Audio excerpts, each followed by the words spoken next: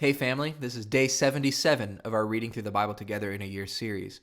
Today we're covering 1 Samuel, or Shemuel, 4 through 7, chapters 4 through 7. Now, how we've started the story so far is that Samuel is a gift to a barren woman, Hannah.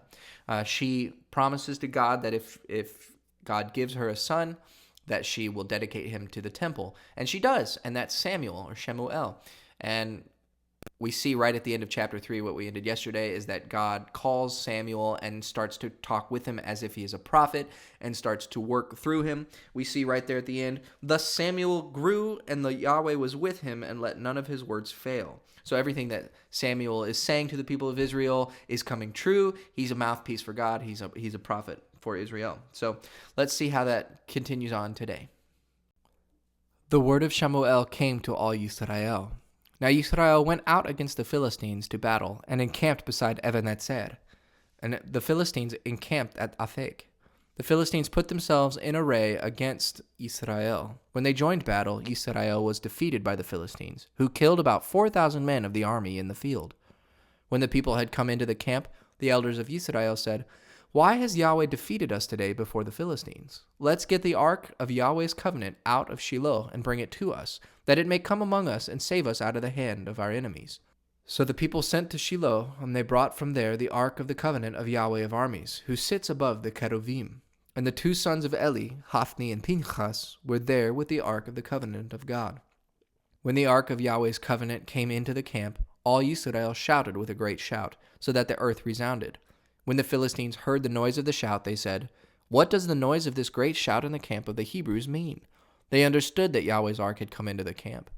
The Philistines were afraid, for they said, "God has come into the camp," they said. "Woe to us, for there has not been such a thing before. Woe to us, who shall deliver us out of the hand of these mighty gods? These are the gods that struck the Egyptians with all kinds of plagues in the wilderness. Be strong and behave like men, O you Philistines, that you not be servants to the Hebrews, as they have been to you.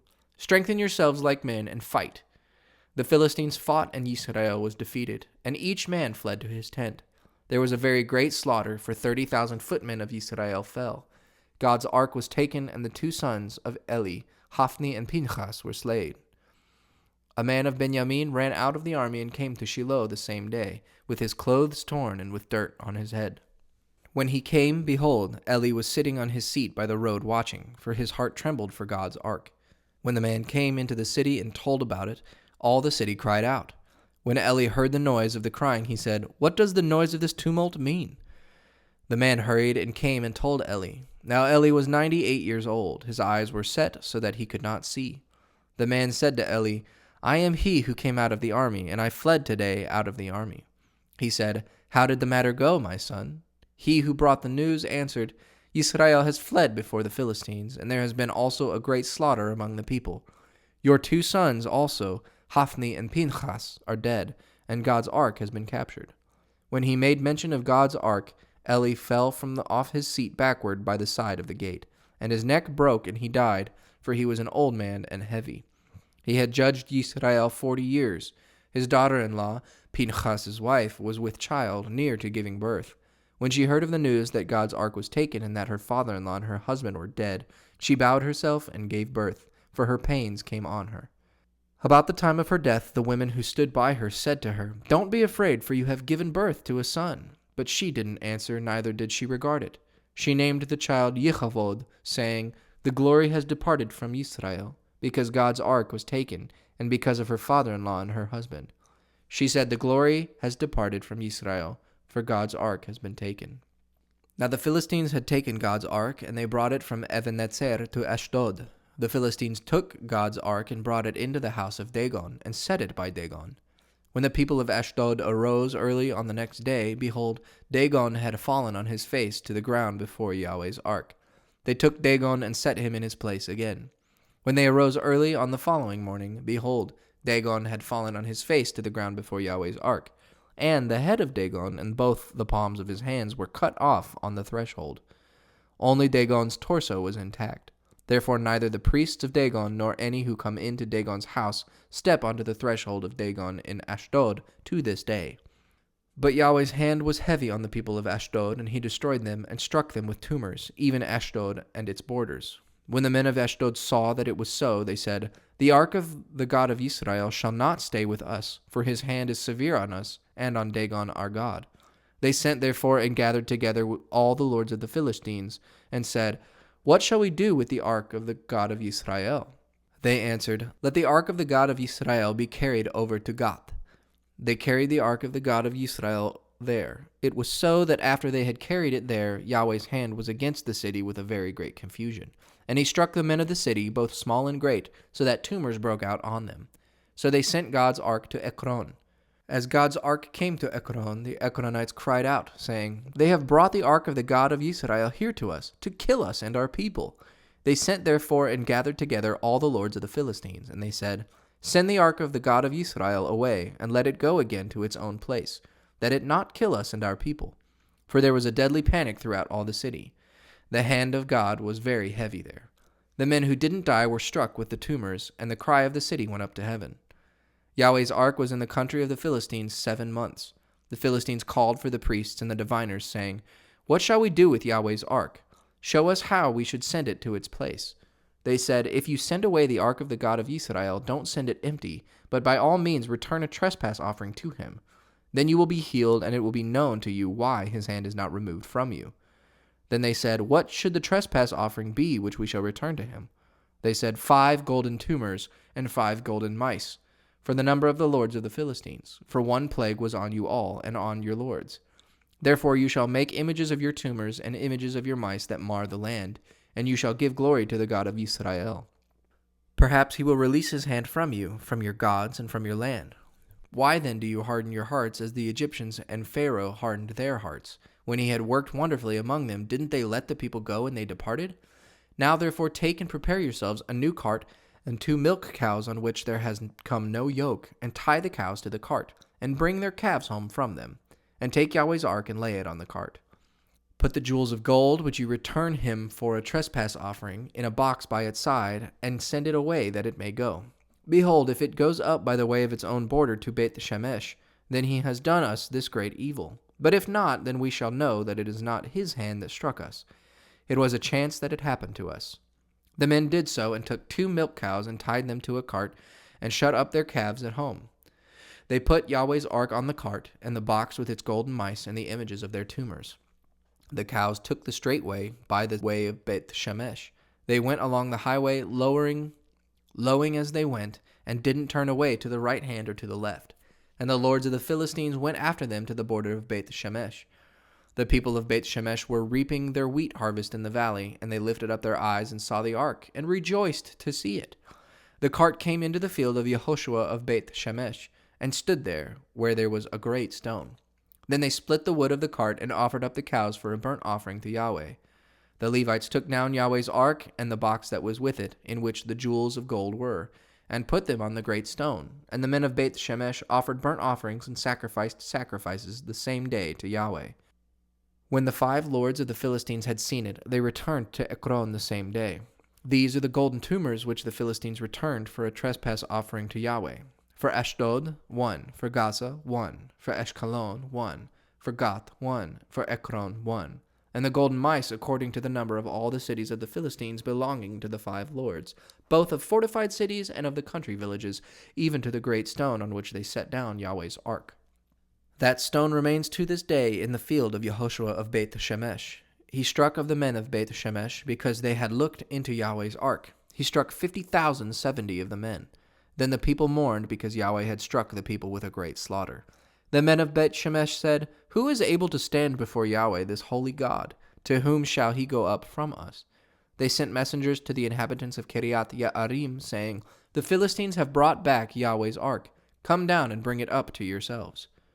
The men of Kiriath Yearim came and took Yahweh's ark, and brought it into Avinadab's house on the hill, and consecrated Eleazar his son to keep Yahweh's ark. From the day that the ark stayed in Kiriath Yearim, the time was long, for it was 20 years, and all the house of Israel lamented after Yahweh. Shemuel spoke to all the house of Israel, saying, "If you are returning to Yahweh with all your heart, then put away the foreign gods and the Ashtaroth from among you, and direct your hearts to Yahweh, and serve him only. and he will deliver you out of the hand of the Philistines." Then the children of Israel removed the Baals and the Ashtaroth and served Yahweh only. Shamuel said, "Gather all Israel to Mizpah, and I will pray to Yahweh for you." They gathered together to Mizpah and drew water and poured it out before Yahweh and fasted on that day and said there, "We have sinned against Yahweh." Shamuel judged the children of Israel in Mizpah. When the Philistines heard that the children of Israel were gathered together at Mizpah, the lords of the Philistines went up against Israel. When the children of Israel heard it, they were afraid of the Philistines. The children of Israel said to Shamuel, "Don't stop crying to Yahweh our God for us, that he will save us out of the hand of the Philistines." Shamuel took a suckling lamb and offered it for a whole burnt offering to Yahweh. Shamuel cried to Yahweh for Israel, and Yahweh answered him. As Shamuel was offering up the burnt offering, the Philistines came near to battle against Israel. But Yahweh thundered with a great thunder on that day on the Philistines and confused them, and they were struck down before Israel. The men of Israel went out of Mizpah and pursued the Philistines and struck them until they came under Beth-kar. Then Shamuel took a stone and set it between Mizpah and Shen and called its name Ebenezer, saying, "Yahweh helped us until now." So the Philistines were subdued, and they stopped coming within the border of Israel. Yahweh's hand was against the Philistines all the days of Shamuel. The cities which the Philistines had taken from Israel were restored to Israel, from Ekron even to Gath, and Israel recovered its border out of the hand of the Philistines. There was peace between Israel and the Amorites.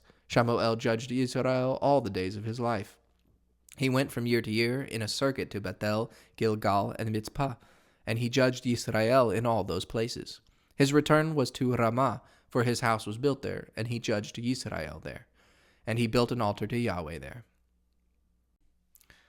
So I think this is kind of a cool story that we have going on today. I mean, we're starting to see Samuel as being the intercessor between God and the people of Israel, which is interesting, right? Because prophets aren't supposed to make sacrifices, but what we see at the end of today's reading is that Samuel makes a sacrifice on behalf of the people of Israel, and then they win the battle. But let's back up to what the story actually happens, because we know that God is really disappointed in Eli's two sons, Hophni and Phinehas, or Phineas is the English rendering. And that's honestly just easier to say. Hophni and Phineas, like Phineas and Ferb. Just kidding. My wife likes Phineas and Ferb. Actually, I like Phineas and Ferb too. Wait, is it Phineas and Ferb? Yeah, it's Phineas and Ferb. Yes. Sorry. Off track. Anyways, back to the Bible.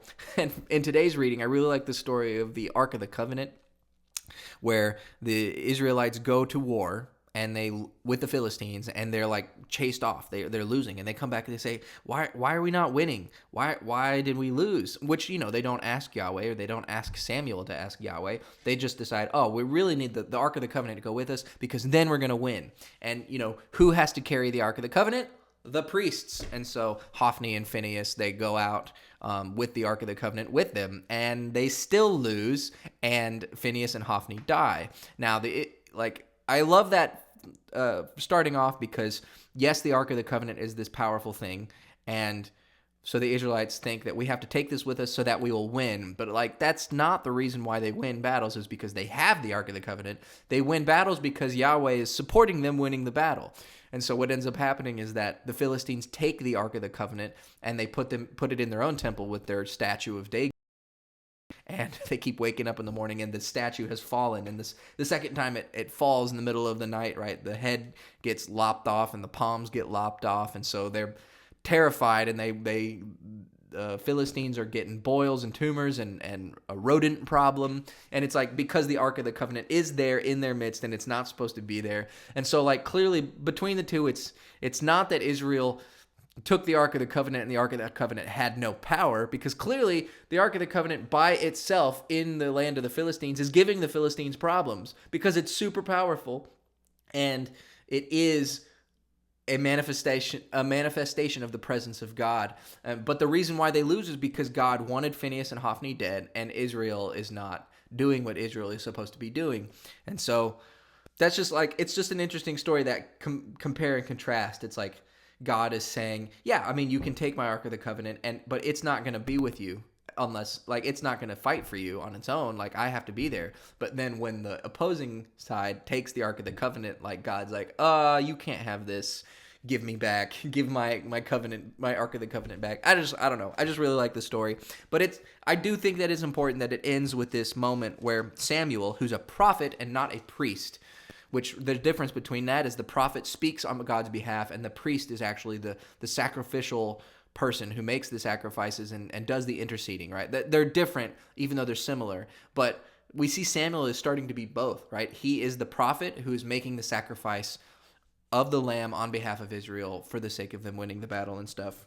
And so we just get to see Samuel being lifted up here. It's a great story, cool stuff to think about. But I hope you have a wonderful day.